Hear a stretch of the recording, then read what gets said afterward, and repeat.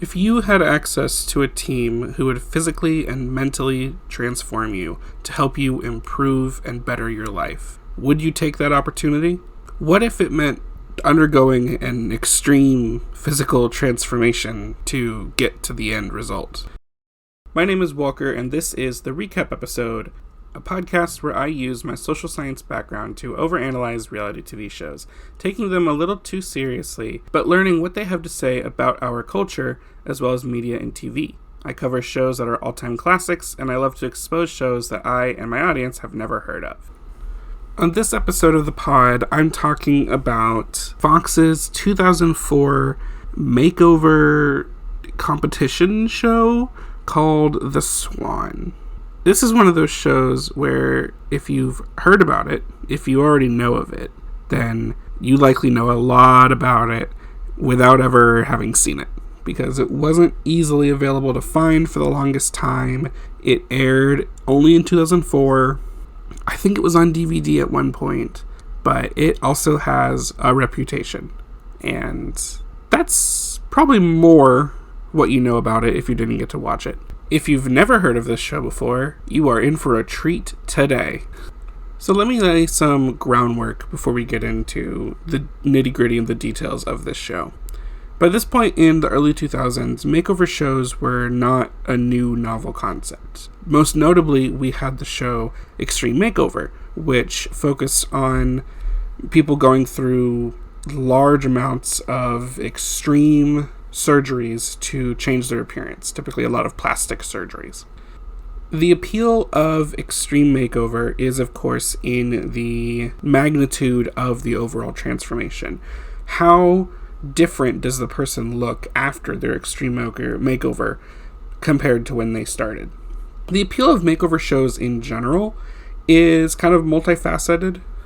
It is, of course, interesting to watch the process and see the overall change, but there's also this element of looking into someone else's life, which is, of course, what reality TV is kind of designed to do, right? It's supposed to give a global audience a look directly into one individual's or a group of people's regular life or their specific and unique lived experiences. In this case, someone who is undergoing some kind of makeover, some kind of transformation in their life. A makeover show can expose an audience to people that they would have never considered, who have problems they've never experienced or never thought about, but can also show a very specific and dramatic way of attempting to overcome those problems. For example, in most of these, low self-esteem or struggling to accept some characteristic of one's physical appearance, or even some kind of deformity, and how that is overcome via physical transformation and surgery. What The Swan did that was a novel idea, and as far as I'm aware has only ever been recreated one other time in Germany, is they took the base concept of a makeover show, as I've just explained, and also added a competition element to it. So, to really explain what that means, the general structure and the idea behind The Swan is to take so-called ugly ducklings, specifically women who have low self-esteem, low confidence, disappointment in their lives related to their physical appearance, do an extreme physical and mental and emotional transformation by putting them through extensive plastic surgeries, a rigorous fitness plan, life coaching, therapy, and then have them compete against each other for a spot in a beauty pageant. All of the program that involved the transforming and the working on oneself, the fitness, the coaching, the therapy, etc., for these women who participated, that took place over only 3 months. And when I get later into the actual experience of these women, I'll bring that up again because that is actually crazy. And then for those who made it into the beauty pageant, because again, they're competing for a spot in the beauty pageant. Not getting all this surgery and such and then doing the beauty pageant guaranteed. They get the surgery, and then only half of them made it to the pageant. Those that made it to the pageant had another month in this entire thing. So for them, it was a total 4-month experience, at least for like filming and making the show and going through this entire program. So where does this even come from? Like, who came up with this? How did they come up with this? Why did it exist? And where do we even start? So all of this begins with a woman whose name is Nelly Galan. She is a TV producer. She's the former president of Telemundo, and she is specifically also the first Latina president of any U.S. television network. She's an Emmy Award-winning producer of over 600 episodes of TV in Spanish and English, including The Swan. She's also the first Latina to appear on Celebrity Apprentice with Donald Trump on NBC. She has quite the resume. She founded her own entertainment production company in 1994, Galan Entertainment, which was the production company for The Swan. But why did she make it? She tells a story on her website where she also does a lot of, I don't want to say like self-help, but like self-improvement work is kind of what she's been involved with, aside from TV production and media. She has a son, and she said at one point when she was away doing business, her son had been given a book, The Complete Works of Hans Christian Andersen. She decided to sit and read it with him one night, and while she recited the fable The Ugly Duckling out loud, she had an idea. The ugly duckling was always a swan and didn't know it. And as she uttered these words, it suddenly hit her that many women must feel exactly the same way she did.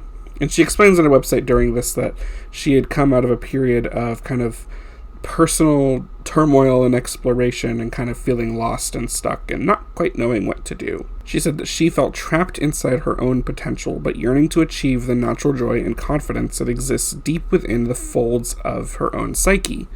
And again, that many women must also feel the same way. That if they are, quote, an ugly duckling, there must be a swan inside waiting to come out. So she set out to create a program, both a TV program and a thing you participate in, for women to volunteer for, get the opportunity to be completely transformed to help them bring out the swan that was always inside them, both physically, but also mentally, emotionally, perhaps spiritually, all of these aspects. Which would be great as a standalone documentary, TV series, and that's basically what Extreme Makeover is, but I'm sure she would lean a bit more into kind of having the women discuss and showing the impact of the transformation on their own view of their self-worth, being, confidence, esteem, all these things. Her goal was to help women achieve total self-confidence and document it and turn that into some kind of television program that can then hopefully inspire other women to make similar changes in their own lives, although maybe not as extreme. Galan, she says, I firmly believe and can attest to the fact that a woman's most glorious natural state arises out of total self-confidence. Unfortunately, she says, at one point and at the last minute, the network decided to change the show from a more holistic therapy-based internal transformation documentary to an extreme plastic surgery and ratings-driven vehicle. All of it against my better instincts. Nelly would go on to get flack for what the show ultimately becomes, but she knew at her core that her intention and motivation was the power of change. As I've alluded to there a little bit, while the show definitely appears to have noble intentions, it definitely got twisted into something that garnered a reputation. The show has had many a video essay, I'm sure plenty of other podcast episodes, but also academic writing made about it, and how it promotes negative ideas of body image, conformity to standards placed on women due to the male gaze in society, misogyny and sexism, the beauty industry, the plastic surgery industry, and then also manipulation and exploitation for TV entertainment. I'm getting a little bit ahead of myself, so let me actually get into the details and the recap of this show. So, for this show, 18 women were selected from, I believe, over 200,000 initial applicants that got pared down through a series of cuts and auditions and whatnot to 18 final participants in the program. I'm going to try to call them participants as much as I can, because I just don't like calling them competitors, at least not till the pageant at the end. So, participants in the Swan program, by which I mean the self-improvement extreme transformation program, and then additionally the show. These women would, of course, again, go through this 3-month extreme transformation, and then they would be pitted against each other in pairs, where they get judged on their beauty, poise, and overall transformation. One out of each pair would then be selected to move on to participate in the Swan beauty pageant, the first of its kind, and as we are told over and over again in the show, the most unique competition ever devised. So first, I want to thank Internet Archivist user Grigio Guy, or maybe it's Grigio Guy, for uploading both seasons of The Swan to the Internet Archive in 2023. This was the only way I was able to easily watch the show. And I haven't watched the second season yet. I'm only going to be talking about the first one in this episode. But I'm 90% positive the show is basically the exact same thing, maybe with some slightly different editing and beats to each episode. So season 1 started airing on April 7th in 2004. I can't exactly find an exact timeline for when each episode aired, because according to what I watched, it seems like episodes 6 and 7 aired back-to-back in one night. It seems normally the show aired at an 8 p.m. time slot, and that episode tells us, like, oh, stay tuned for 9 p.m., here's the next episode. And then the pageant at the end, which was also televised, took 2 show time slots as well. And it seemed like it was all aired in one night, but it could have been split over 2 weeks. I didn't really find that out. So normally when I recap the shows, I either give a kind of play-by-play of all the major events or events of interest, things that I want to highlight and specifically talk about, or things that I think the audience might find interesting.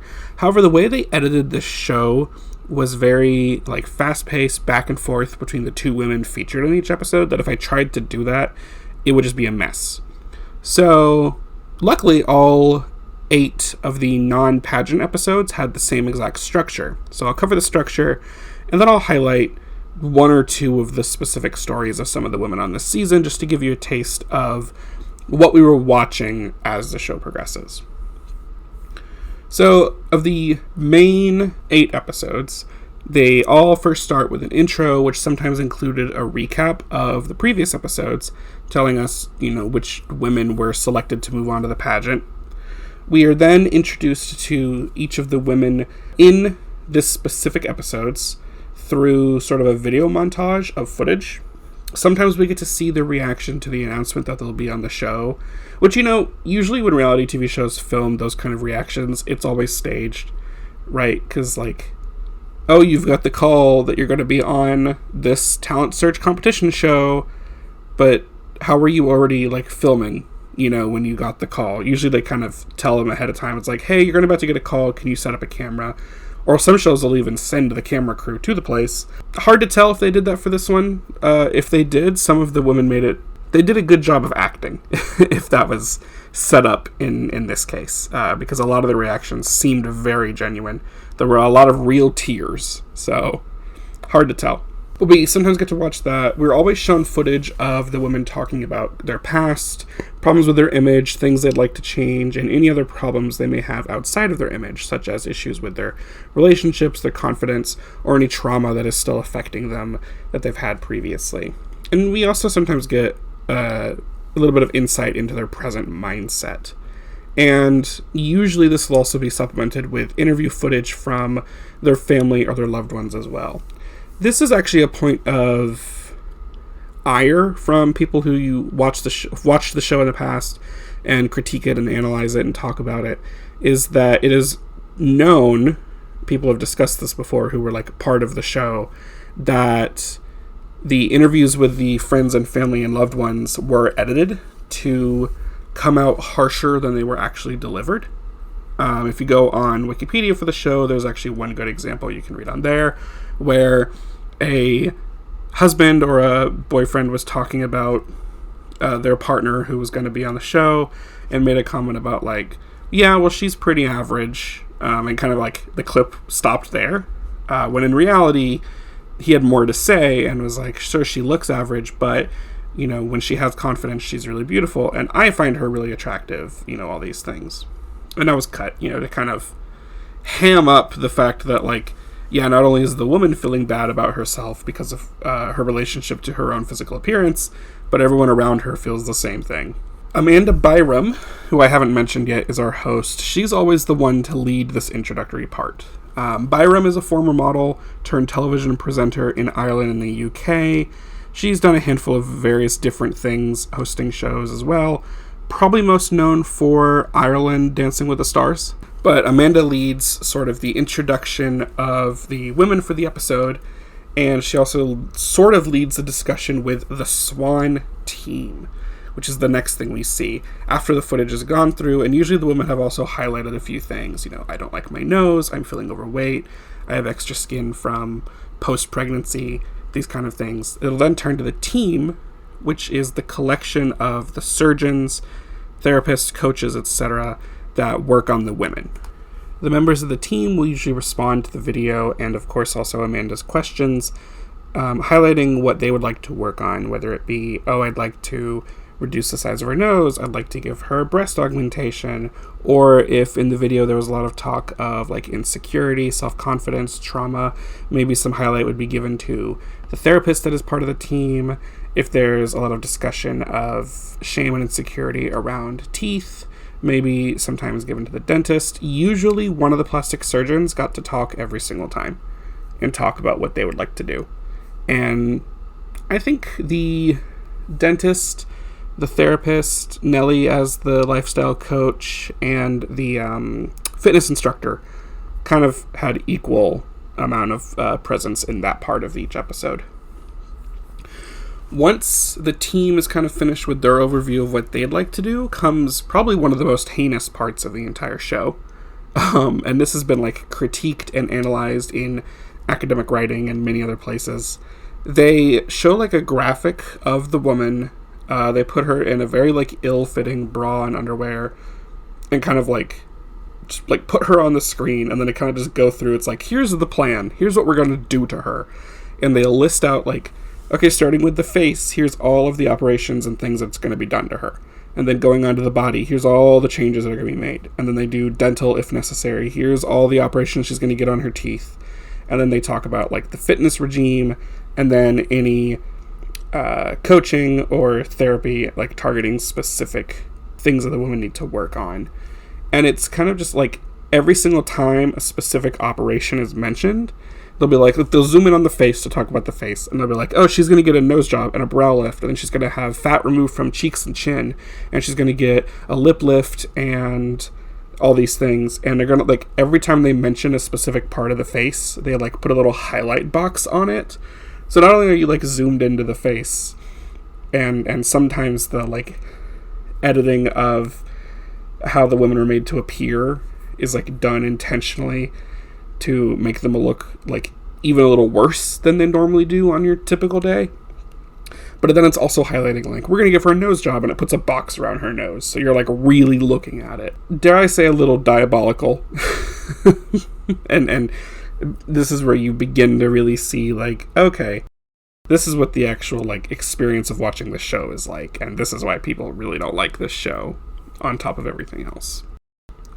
We go through both women in turn, and then after the overview of their transformation plans, we go right into the women entering the program, and usually we get their reaction to entering their accommodations for the first time, where they learn that one of the rules for the program is that they won't have access to a mirror anywhere they go for the next 3 months. During the entire transformation process, you know, before any of the surgery is done, afterwards, through all the recovery, through all the coaching and therapy and all the fitness, there are no mirrors allowed, so they cannot see what they look like. Twofold, you know, for part of the program and in the principle of what they're trying to do here, This is done so the women can't focus on that and they have to focus more inwardly. Cool, I understand that.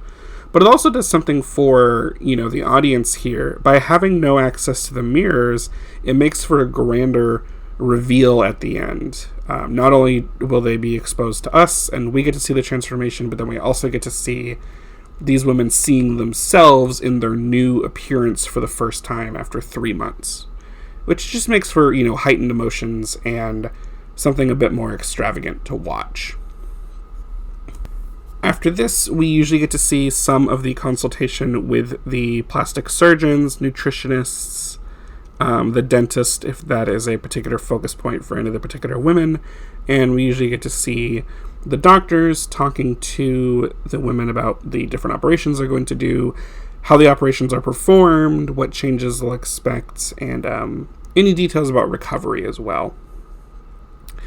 Sometimes in here, if there's something that's particularly, dramatic to show, they will highlight it, such as, this woman had to get 4 teeth extracted and 3 root canals and then a bridge and orthodontics, and then we also had to carve out a bunch of decay and reshape her gums. They'll spend a couple of minutes focusing on the extreme dental work, or this person's having their entire face transformed, so they'll spend a bit focusing on that. We go through it. Sometimes we get to see, or we usually always get to see, pieces of the actual surgery itself. The doctors who are the plastic surgeons are very personable, and they're definitely not shy on camera, you can tell. And one of them, when I get to actually explaining who all the team is, if you've watched makeover shows before, you'll understand why. But we get to spy in on a little bit of the surgery that goes down, whether it's at the dentist or the plastic surgery itself. And then sometimes we will get to spy in on a phone call home right before surgery. This is usually done to draw up a little tension or to compare the background and the home lives of the 2 women in the episode. One woman calls home and she gets a really heartfelt, supportive message from whoever she calls. The other woman calls home and her husband doesn't even pick up the phone, right? Or makes a remark about the type of surgery she's about to receive and go under, allegedly, just before surgery happens. Which it could just be the morning of and surgery is later that day. Who knows? It does appear that they do all of the plastic surgeries in one swoop. From what I could tell and from the footage that I was seeing, it looked like they really, really did each woman's whole menu of surgeries all at once. If they split it over multiple sessions, they edited it expertly to hide that. The only time that it was ever revealed to us that someone had to come back for multiple things was with the dental work. And that's usually for veneers. They had to get temporary veneers and then they come back for the future ones later. Post-surgery, we always get some footage of the woman recovering because they went through a lot of surgery that's very traumatic to the body. And a lot of it is facial surgery, which is a very delicate area to work on. And so we get a lot of footage of them looking not great because, of course, everything is swollen, red, everything is new, everything is fresh. Some of them, if they got laser treatments, are their skin is even worse, looking right after the treatment. And so we always get footage of them recovering, and, in part because it's useful to see, but also you can tell it's included just to kind of have a look at the suffering of these women. Look at the suffering and use it as entertainment. It's, kind of tugging on a little bit of our nature to not be able to look away from things of that nature. You drive past a car accident and you want to look at it. You want to see how bad it was. So usually for the rest of the time following the women up until we get to the end part of the episode about the reveal, it's usually just documenting and letting us see any hurdles they have in the recovery, post-recovery, and the remainder of the program. Usually there's something each woman has to overcome or some conflict with their participation in the program. Sometimes it's an event that happens back home, or they really miss their family and they're struggling with being away for so long and they just want to go home. Sometimes it's having a difficult time facing an insecurity or working through the trauma they need to work through as part of the program.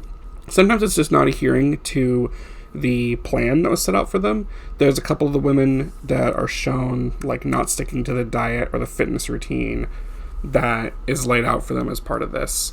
Or some who... There was one who just like wasn't wanting to follow the post-op recovery like rules. Which, if there's anything you're going to do as a part of a extreme transformation like this, you should probably follow what the doctor tells you to do. Especially when you've had that much work done to you in such a short time period. We always get kind of like a quick 1 month to go wrap up of kind of like, oh, here's what they've done so far, and like here's a high and here's a low, and they only have 1 month to go. Like, will she make it? Will she complete the program? All these things. Then we do cut to after the program is complete. We kind of circle back to Amanda Byron. We're in this like big mansion that they use to film this ending sequence of each episode.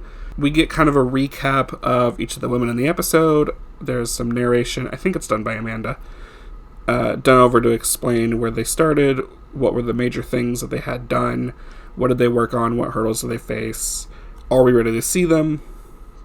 Sometimes the team, the surgery team and the Swan team will also interject and give a quick reminder of like, oh yeah, you know, she was really insecure about her nose, so we gave her a nose job. Oh, she had a lot of things she needed to work through emotionally, but she made great strides in therapy, that kind of stuff. Or the fitness instructor will come in and be like, she did great. She lost 35 pounds as part of our, program and the work she put in. Then there's a big moment. The woman is revealed to the team, to Amanda, and to the audience after their transformation. They do a lot of the like before and after images and superposition and everything like that. Amanda greets the woman. They chat for a bit. Amanda always asks them, how do you feel? You look stunning. I think you're beautiful. How do you feel? All of them are kind of like, I feel great, but I'm excited, but I haven't seen myself yet. I've worked on myself a lot and I have confidence, but I still haven't seen myself yet. So then the next piece, and Amanda gives these instructions to them every single time. So we hear this a lot. 16 times. Actually, 15 times. Minor spoiler that I'll get to. So she tells the woman, there's a big curtain on the wall, and she says, you're going to go up to that curtain, and then when you tell us, we will open the curtain, and you'll see yourself for the first time in 3 months post-transformation. And this is like, right, the big climax of the episode is like, of course, we saw the transformation, and every single time I was like, oh, wow. She really did that. The team did their thing, but then she also put the work in to follow the diet and do the exercise and then do anything else that needed to be done. And wow, that was a transformation. And they're usually also in like really nice outfits. They get to put them into a evening gown, typically. I will say one woman chose to come out in like a leather biker jacket, and she had like magenta extensions in her hair. Love that. If there's anything this program like should be about, it's that. Not just like, oh, you look nice now, what do you want to wear? We're going to put you in a typical standard beauty queen evening gown. Be yourself. Love to see it. But yes, they get to see themselves for the first time. It's usually, a huge reaction. This is the big moment for the episode. The big climax is seeing the woman seeing themselves for the first time. And they usually always, it's tears, but happy tears. It's disbelief. It's amazement. And then Amanda comes back up, talks to them, and then is like, well, who else do you have to thank? And then they thank the team. After both women have done their reveal, we get to the final piece of the episode where Amanda delivers the news to them about which of them will be moving on to the pageant. Again, the team, I believe, judges them here based on beauty, poise, and the overall magnitude of their transformation. One woman is selected to move on to the pageant. The other doesn't get to. But for the woman who is not selected, she gets one final surprise to kind of cap things off and not make it like too sad for her. Because again, you go through all this work, you've done a 3-month program, and now you're not selected. The woman who is not selected usually gets a visit from like all of her loved ones, her family, anyone else that is coming, so they can see her transformation here for the first time as well. And it's kind of, it softens the blow for them a little bit. And that's the end of an episode. We do that 8 times, and then we get to the pageant. The pageant at the end was your typical beauty pageant. The 9, I say 9, 8 women were initially selected, and then the judges also selected a wild card woman to be a 9th contestant for the pageant. The pageant had evening gown category, swimsuit category. There were 5 judges. After those first 2 categories, the top 9 were reduced to a top 6. Those 6 then participated in a short Q&A where each of them got a question to answer in 20 seconds from either a judge or from Amanda, who also hosted the pageant. And then there was the lingerie competition. After that, the 6 were knocked down to a top 3. The top 3 had a final 30 seconds to do like a "why should you be the Swan" kind of appeal to the judges. And then it was revealed who was the second runner-up, the runner-up, and ultimately the Swan. So we had 16 women in the program. Here's some little like quantitative fast facts for you that I was interested in, so I counted or figured them out.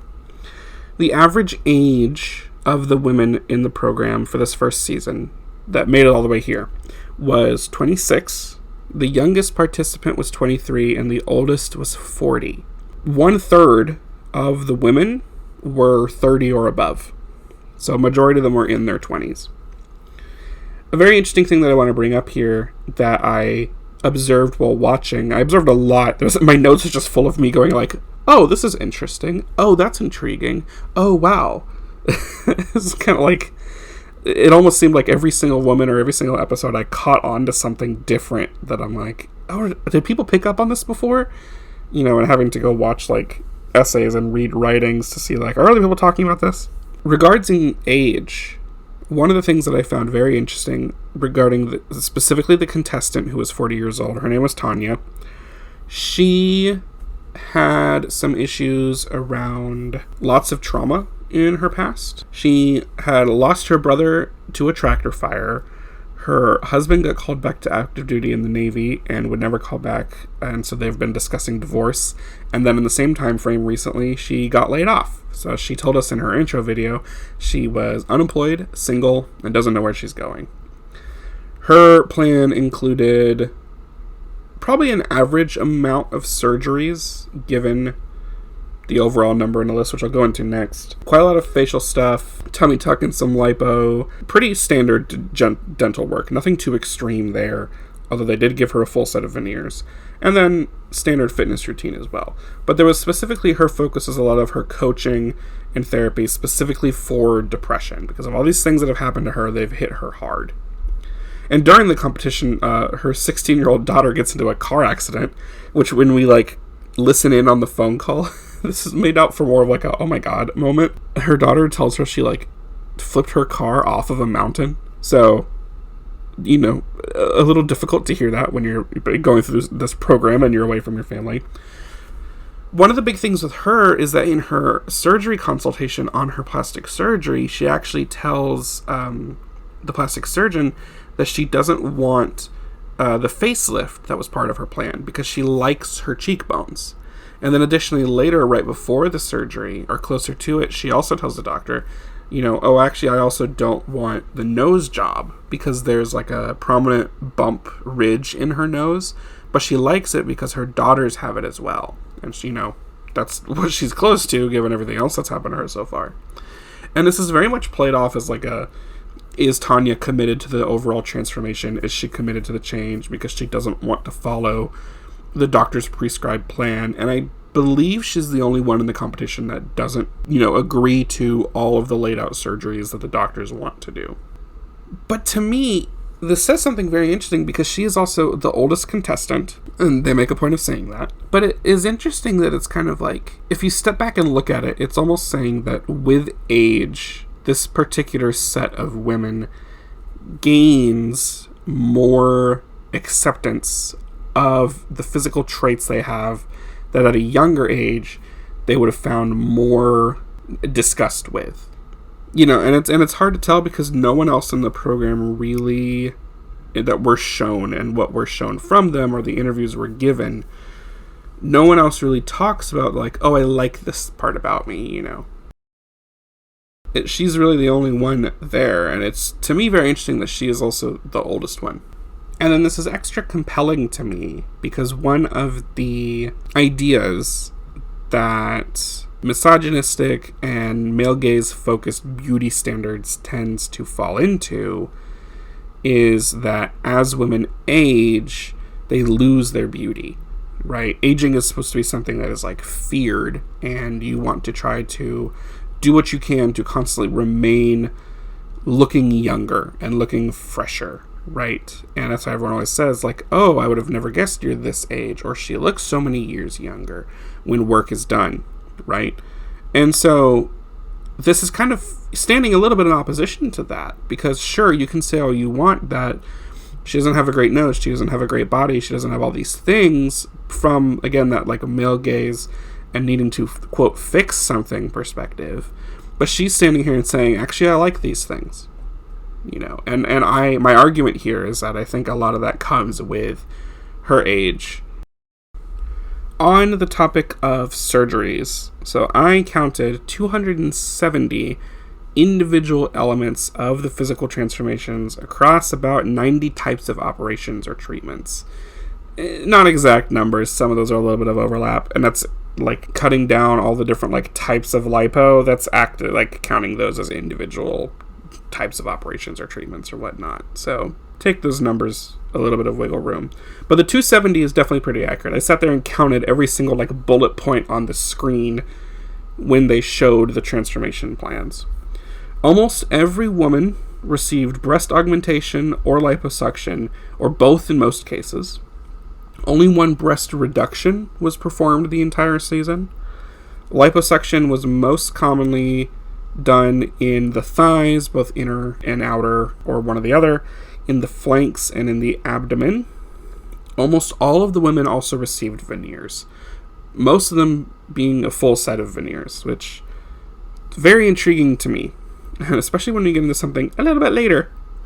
Nose jobs, brow lifts, tummy tucks, dermatology treatments, facial implants or facial fat removal, lip fillers or lifts, facials, teeth cleaning, bleaching, gum surgery or reconstruction. All of these are also very common operations that were received across the 16 women. The highest number of individual elements of any of the surgical transformations for any one woman ended up being one of the participants in the very first episode with 22.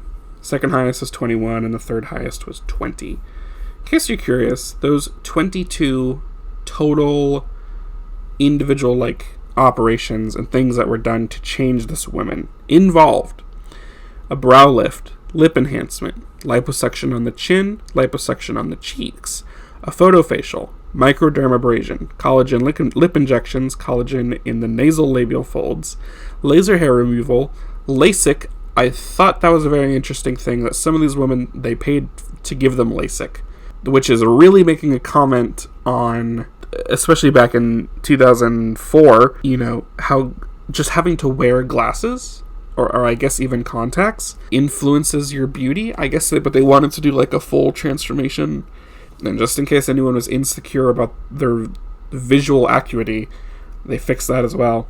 Kelly also received breast augmentation, liposuction in her back, her calves, her ankles, her thighs, her butt, and her knees. I didn't even know you could do liposuction for the knees. For her dental work, she got Zoom bleaching, she got partial veneers, she had a root canal, she had some of her cracked teeth repaired, she got a deep cleaning, and she got temporary braces. So those were my, 22 individual elements counted. That's a lot. The fewest for any woman, I believe. There's some, there was a couple of them who just didn't have dental work, and if they got it, we weren't told about it. There was one who also, if she received any work on her body, we were also just not told about it. Yeah, there was one woman who, for what we were shown, only got 13 operations, and a lot of that was just because if she got anything done with her body, it wasn't told to us. Interestingly, that woman was also the only one to be put on a weight gaining program. For the fitness, we were told that most all of them were put on a 1,200 or a 1,300 calorie per day diet, and then they were told to do either 120 plus hours in the gym, or they were going to the gym, X amount of hours. I think it was usually 2 hours daily, or they would do like twice daily, depending on the goals for the women. 6 days per week, 7 days per week. This one woman was the only one put on a weight gaining program. She was very, very, very thin and skinny when she joined. And she also did resistance and muscle building training. So who was the surgery team? Because I think this is an interesting piece to talk about as well. Who actually, signed up to do this? The two plastic surgeons were Dr. Randall Haworth. He's a plastic surgeon. He's not really known for a lot of other TV, but he's a very accomplished surgeon and an artist as well. And then the other one is Dr. Terry Dubrow, which if you've been around the makeover reality TV world, you'll know who he is. He is most famously known for being the main doctor for Botched, and then its later parallel show Botched by Nature. He also participated in the show Good Work, as well as Bridalplasty. He is also famously married to Real Housewives of Orange County's Heather Kent Dubrow. Big name. You see him here, you recognize him immediately if you know who he is, although he looks a lot younger here than in other shows. Our cosmetic dentist is Dr. Sherry Worth. She comes in and talks a lot about I'd love to open up the smile. I'd love to fix all these broken teeth. She when they're discussing what they want to do to these women and formulate the plan, they show pictures of the smiles of the women who are participating in the program. And Dr. Worth is always oh, she looks like she's got a lot of decay. She's got broken teeth. She's got all these things. And you look at the picture and you're like, really? How do you see that? It's a little bizarre watching it. It's one of those things where it's I guess I just don't know dental. Dr. Sherry Worth is now most well known for surrendering her dental license in 2017 after coming under fire for fraud, negligence, and malpractice. But before that, she did also appear on Access Hollywood Dr. Phil and The Tyra Show.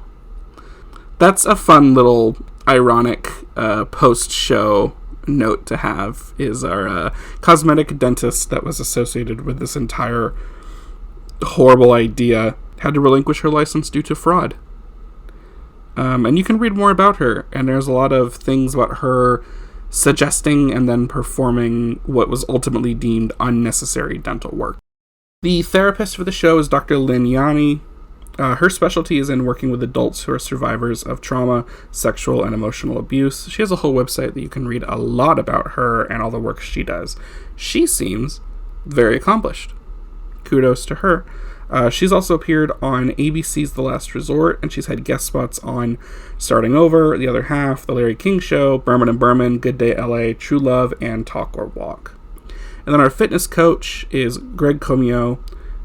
He hasn't really done anything outside of this. For a while, he was posting on YouTube, but he seems like he stopped that around 8 years ago. I'm sure he's just kind of a, fitness instructor, maybe a celebrity fitness coach, but hard to tell. Hard to find things about him. My last two pieces of the recap here, most of the episodes just kind of felt the same. This wasn't exactly an enjoyable show to watch. It's on the Internet Archive. I will include the link to Season 1 and Season 2, just because I don't know if I'm going to make a podcast episode about Season 2. It's mostly just going to be a lot of the same. I'll include a link to that in the description, show notes, whatever we call that, for this episode. Honestly, the most interesting thing that happened all season was in episode 8, the last one before the pageant. One of the participants, a different Tanya, gets caught with a mirror. Big breaking the rules. You're not supposed to have the mirrors here. When Nelly Galan goes to confront her, both as the lifestyle coach, but also the one who's in charge of the whole thing, Tanya says, it's okay that you caught me. I don't really have any remorse for breaking the rules because I'm quitting the program anyway. So she quits the program. Every single episode, there's always some, tension built up, and props to the editors for being able to successfully do that and make us feel that tension while we're watching. It's engaging and it keeps the viewer's interest. Always some tension built up about okay, will this person finish the program? They're having a difficult time post-recovery. Are they going to make it through? They're not sticking to the fitness regimen that's prescribed to them. Are they going to make it through to the pageant? All these things. And one person actually didn't. She chose to leave the competition. Again, the finale was the whole Swan beauty pageant. It was just your standard beauty pageant. The only major different things is that we got reminded over and over and over again that these women started out as not beauty queens who had very low self-confidence, and what we are told were not physically attractive or appealing. Again, that's what the show is telling us. But now here they are. During the whole pageant, they have like these big screens on the wall around like the main stage and a little catwalk area that every time the women are out, showing off what they're wearing or doing the QA or just like up on the stage and they're talking about a specific one of them, they show the before photo up on these like giant screens. The like frumpy looking photo that's intentionally made to make them look even worse. That's just up there, blown up for everyone to see. Which is the point of the show and the point of the pageant, but it still feels weird. I just want to quickly mention, the judges for this pageant were 4 women and 1 gay man. So make of that what you will. It was a beauty pageant, but it didn't feel as slimy as other beauty pageants do. The judges were Susie Castillo, who was the recent Miss USA 2003 winner, Valerie Trott, who is a model management executive, Judith Regan, who is a self-help book publisher, Tara Kraft, who is the beauty director of Star magazine, and then Mike Ruiz, fashion photographer. If you've watched reality TV, you probably know who Mike Ruiz is. He is very often seen on RuPaul's Drag Race and has served often as a guest or reoccurring judge on that show. So, just some info from my research that I feel is, relevant to mention when considering this show and before getting into some more of my other thoughts and analysis. Vice has done a multi-episode series called The Dark Side of Reality TV, and the very first episode of that series focused on the Swan. Did I watch it? No, because I didn't want to pay for it. Did I read an article that summarized it? Yes. So, some things I learned from that. The women who participated were apparently not told in advance that the program had a competitive element. They believed initially it was just a self-help program. After reading Nelly Galan's website, I am inclined to believe now that what she said about the shift for the show being made into something more competitive and focusing on the extremity of, or the extreme magnitude of the transformation was made very, very last minute, to the point that I'm now wondering if that decision was made after the women joined the program, footage had started be collected, because again, Galan wanted to make a documentary style show first, like purely documentary, and then Fox execs were like, we need to make it more entertaining and spicier. It does make me question about, what were the conditions put on these women's participation then? If they chose to quit, such as when Tanya did in the 8th episode, did they have to pay back some of the cost that was put into them? And my other questions are I'm always curious about the logistics of reality TV shows, among many other things, with going into how these shows are made. And my question here is, how were the surgeons paid? How were the people at the medical recovery retreat paid? Anything else? Was this from Fox? Was this from Galan's entertainment company? I wish I had those details. But it's curious. And if they left the program, you can't force them to stay there. That would be holding someone hostage. What happened? I didn't really investigate Tanya. I felt gross about trying to investigate any of these women further than they've done an interview or they've spoken in a video about the stuff. I didn't want to hunt down social media or anything. That felt weird, so I just didn't do it. One of the producers, Michael Addis, is quoted regarding this thing. He says, "It's TV, man. I don't think it would have given you a satisfying conclusion to have women feeling better about themselves and not turn it into a contest." Although this same producer is also to have said that he had a lot of reservations about the entire thing, especially when it came to how much pain these women were put through all at once and having to witness that, see it be filmed, and trying to turn it into TV entertainment, right? Especially for prime time on Fox. This was 8 p.m. As I mentioned before, in the Vice series, this is also where it's revealed that the ugly duckling photos, the before photos, were staged to be more unappealing. They gave them poorly fitting bras and underwear. For one of the women, they made her wear glasses, even though she normally wears contacts. And then, of course, as I noticed in the show, the post-transformation comparison photos, they're still in underwear, but now they're in, like, a nice-looking bikini, you know, to really sell up the, like, overall, again, magnitude of this transformation. Nellie Galan initially was not supposed to be the lifestyle coach. She was only just supposed to be the creator and, I guess, executive producer of this show. The original person hired to be the life coach walked away from the show, so Galan had to step in to serve as the coach, with allegedly most of her coaching focusing on encouraging further surgeries, and from my notes, just kind of pushing people to complete the program and not drop out by any means. You can kind of, when you watch the show, if you choose to do so, and you see Galan do her coaching, it's a very, like, tough love kind of thing. There's not a lot of footage of her doing that. She really only steps in when there's a woman having a problem, and you can tell where she's towing the line of, like, is she going to be able to complete the program and finish out the show and whatnot. There's a second wave of, like, clarity that comes into play once you realize that Galan is the creator of the show. And so kind of the success of the show, her reputation is riding on that success. So she has a stake in not only wanting to help these women transform and see the inner beauty the same way that she saw for herself, as she claims, but she also has a stake in making sure this show is successful for her own, like, career. So you can tell that in her coaching when she comes in. She's very focused, you can tell, on making sure, like, are you going to complete the program? Do you want to drop out? Like, you better get your ass into gear so you can finish this thing out. Follow the program, the prescribed routine and regimen that is given to you. Follow the doctor's orders and whatnot. Many of the women post the show who have spoken about it have complained about having to cover post-show surgeries and upkeep themselves, which I definitely understand the complaint. The show did this to you. You probably wouldn't have done this to yourself. Usually probably due to lack of access for money and time.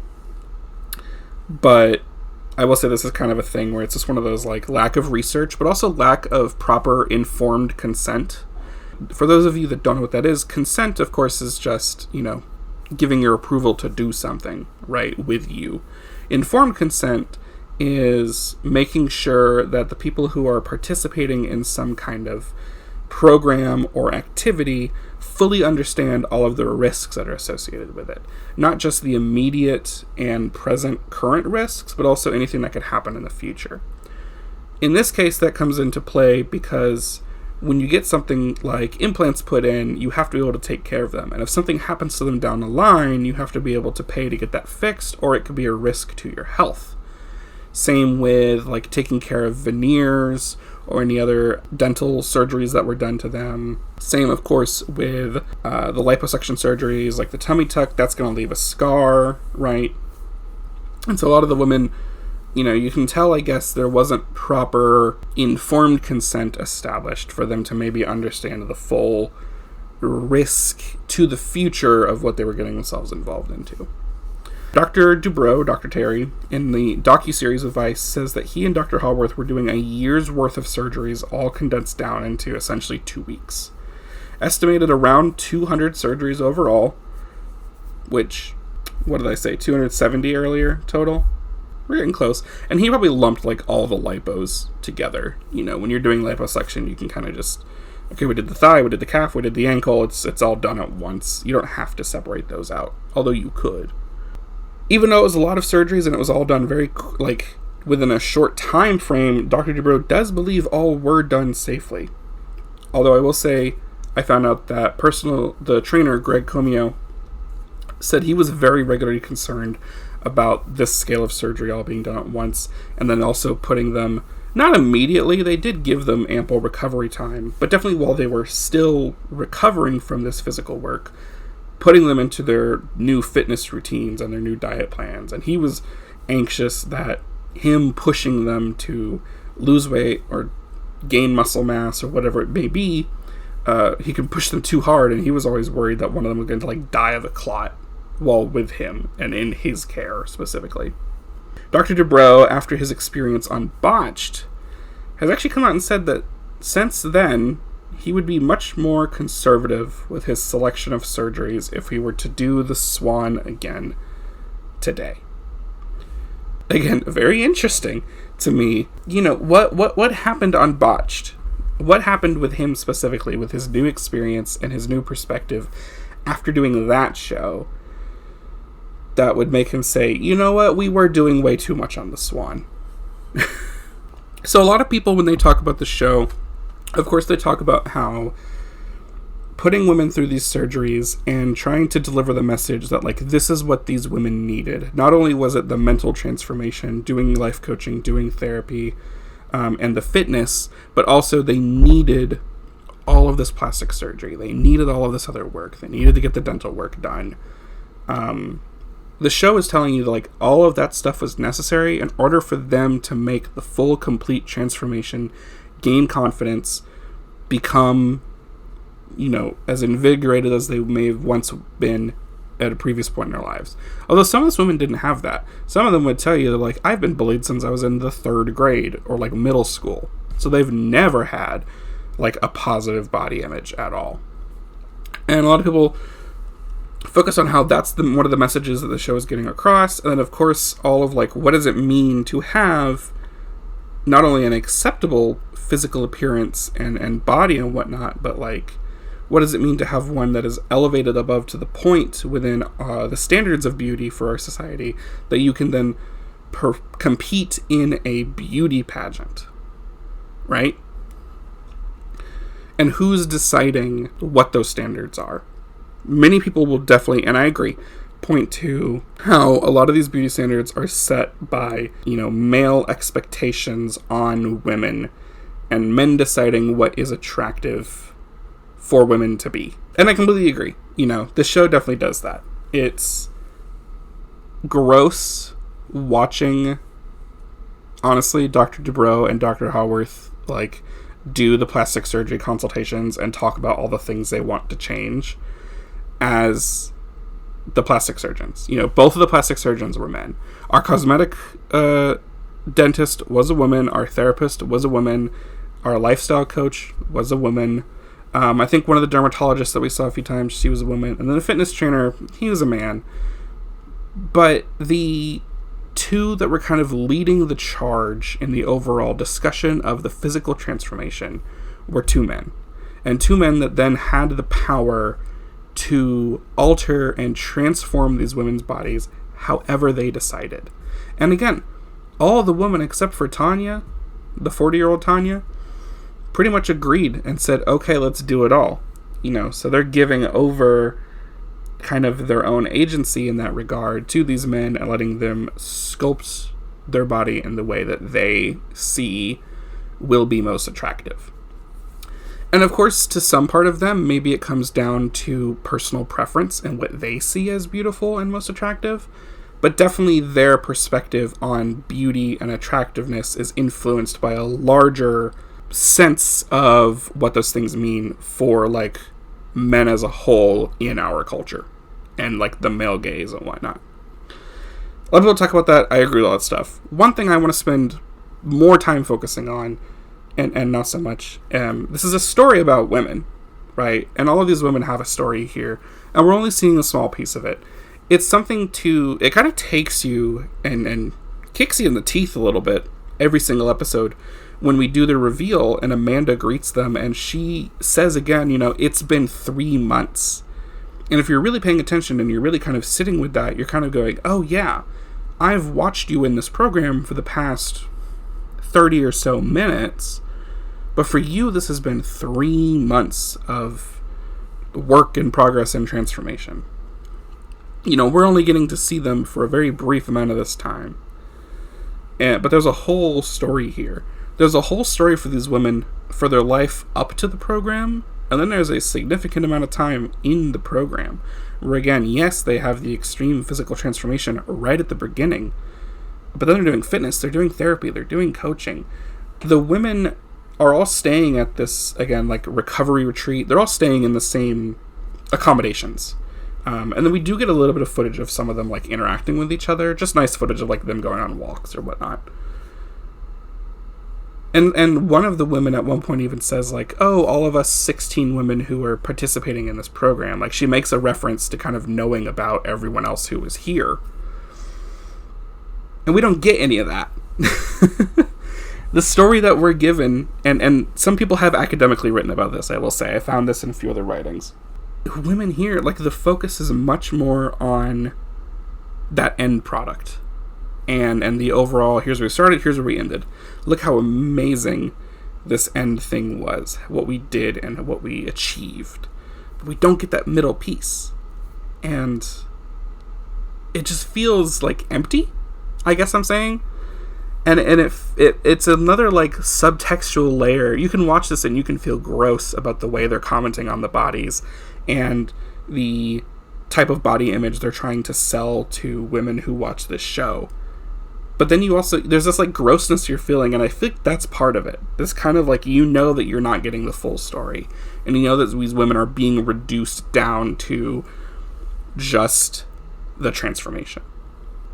On that note, I will say one thing that I found as a positive to the stories presented here is that there is an emphasis on consent.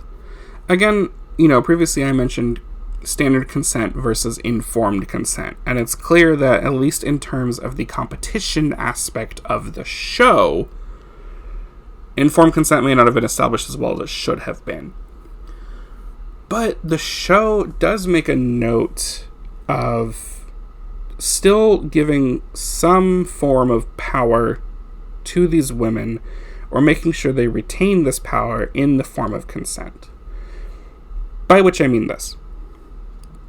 Of course, the women, you know, signed up for the show when they were selected. That was, like, their choice. They had the ability to make that choice to participate. When Tanya objected to those 2 surgeries, they still respected that. They didn't just do the surgeries. That would have been assault, in case you're wondering, and medical malpractice. And it's unclear, you know, if any of the other women were ever properly explained to them that they did not have to go through with all the surgeries that they were consulted on, and the plastic surgeon said they wanted to do. I'm sure at some point it was mentioned, but most of the women kind of went all in. I think some of them understood that it was probably in their best interest in terms of, like, the show and whatnot to agree to all the surgeries. And also maybe some semblance of a, like, well, I'm here, go big or go home, I guess. But then even after that, and especially I noticed this during the reveal part of the episode, when we have the reveal, Amanda tells each woman, you know, okay, you're going to walk up to the curtain, and then you get to tell us when to open the curtain. It's not just this, like, go there, stand there, hold for 5 beats, we open the curtain, do your reaction. They allow the women, from what I can tell, to stand there however long they need to. And one of the women even asks, Amanda says, like, hey, are you ready to see yourself now? And she goes, actually, can I have, 5 more seconds? And they give it to her, and then she tells them, okay, I'm ready now, And that is a piece that is, it's very subtle, but it's interesting to me that it's, like, left in, and it was done specifically that way. And they left in that piece of, like, the women had the consent, the power still to consent to jumping into their new life post-transformation fully. They've made all the internal transformations, hopefully, up to this point. Now they get to choose again when they step into accepting the new physical you. Because also, just imagine, you don't get to see yourself in any form for 3 months. You can, like, touch your face. But imagine someone, like, came in and completely changed the shape of your jaw, right? Or changed the way your eyebrows feel, in relation to the rest of your skull. But you can't even, like, see it. But when you interact with other people, which is the whole point of being a human being, that's the first thing in terms of senses that comes into their brain, is your visual appearance. There's a sociological kind of like theory called like the looking glass self, and it has to do with how you have your own self appearance based on how other people are seeing you. It's kind of like two-way reflective understanding of yourself. And imagine that's all you get because you can't see yourself, but at the same time, all you're getting from other people is, oh, you look better today because you're still recovering. Or finally, at the very end, the first things you're hearing are from Amanda, and she's going, you look beautiful, you look stunning, wow. It's a very strange, like, feeling. I could not even, like, try, you know, I can usually empathize really well, but I don't even know if I could with that specifically. And then after all that, again, there's this piece of, okay, well now, you know, this, we've done all this to you, which you've consented to, but now you get to choose in this final moment, how much more time do you need before you step into your acceptance and understanding of this new physical you. Just a few more things before I wrap up. Again, the surgery team, notably two male plastic surgeons, one male fitness coach, and then women taking the role of the cosmetic dentist, the therapist, and the lifestyle coach. I don't necessarily think this show would be better if the Swan team was entirely women. I think we'd still run into a lot of the same problems because, again, it becomes one of those, like, okay, you're making these decisions on how to change these women's bodies, but who are you making those decisions to appeal to? Whose beauty standards are you using? Are you using each women's own beauty standards and letting them say, I would like my nose to be this, I would like my body to be this, or are you doing it again to appeal to the male gaze? In the case of setting up for a beauty pageant, I honestly can't really see anything else but them doing it to appeal to male sensibilities of attractiveness for women. I don't necessarily think that an all-female team would make the show better. However, I do think that it would have been a hit with like a 2015 style pop feminism. I only get to see this a few times. All of the women, when they check into their accommodations, are given a journal. And you can see them doing like journaling work, probably most likely as a part of the therapy that Dr. Yanni is doing with them. And I think they also like write letters home to their family. In addition, they get phone calls to their family. It's not like they're completely isolated. If they were completely isolated, this would be a harrowing show. These women would be a lot more depressed, I think, and it would be absolutely terrible to watch their appearance. There would probably be very minimal usable of the like documentary style footage. But they write a lot in these journals, and I, again, as a social scientist who is like trained to analyze things like that, to do research, oh, I so wish I could look at those journals. I so wish I could like track the transformation and see how they're reflecting and see any changes, see what they're saying. Not only from the social side like aspect, just to be able to like see it as a document to analyze, but also, like, what else is in there? I'm curious, you know. These are the people who participated not only in the Swan program to be transformed, but also in the Swan TV show. What is in there that they haven't told us that is, like, secret forever, you know? My last thing that I will finish out on. You may be wondering, if this show has such a horrible reputation, and so many things have been said about it that are clearly like bad and negative, and everyone thought it was a horrible idea after the fact, and some people thought it was a horrible idea during and before, what happened with the person who came up with the show? What is she doing? Has she been exiled from the TV industry, from civilization in general, because we all hated this so much? Nellie Galan, she has a website, and that's actually where I learned a lot of the backstory for the Swan. She still does kind of like lifestyle coaching stuff and work for supporting women, particularly Latina women. After the show, Galan took a break from television entertainment, and she is now working on a master's or doctorate in clinical psychology. I think that's the best outcome for her. I'm not gonna lie. You can see her website if you want to learn more about Nellie and the things she does. I'll also link that in the description or show notes, but it is nelliegalan.com, and Nellie is spelled with one L. She does all sorts of things. It's a fun website. That was The Swan. This is one that I have been waiting to do for a while. It's a show that, like, if you've if you like video essays on YouTube and you like reality TV, you've probably encountered people talking about the Swan before. So for me, this is one that I was kind of like, when am I going to cover it? And I kind of just wanted to do it now. I don't recommend watching it. Normally I'm kind of like, check these shows out. Even if they're kind of boring, you might find something entertaining. I don't recommend watching this one. Don't go seek it out. Unless you kind of just want to be a little miserable. There are some brief moments of light, especially when you see like the emotions of the women upon the reveal, or seeing them interact with their family again for the first time. But other than that, it is a rough watch. It is a difficult time.